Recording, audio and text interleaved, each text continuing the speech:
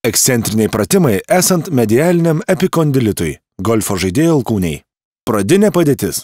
Sėdint prie stalo, dilbis laisvai padėtas ant rankšluosčio, ant stalo krašto, ranka šiek tiek sulenkta.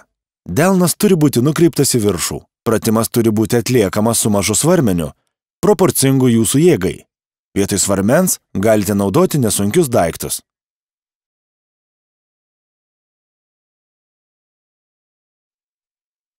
Prilaikydami sveikąją ranką, pakelkite svarmenį, lenkdami ranką per riešą.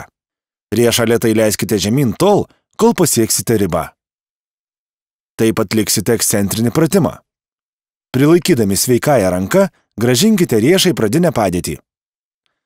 Alkūnė turi būti vienoje plokštumoje su dilbiu.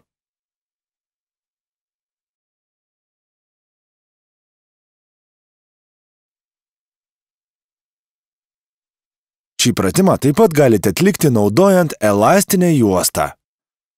Pradinė padėtis, kaip pratime su svarmeniu.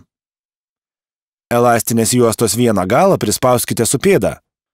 Kitu galu apvyniokite delną. Elastinę juostą parinkite pagal norimą pasipriešinimo lygį. Prilaikydami sveikąją ranką, sulenkite ranką per riešą. Lėtai ištieskite ranką.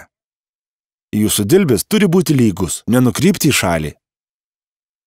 Taip atliekamas ekscentrinis pratimas.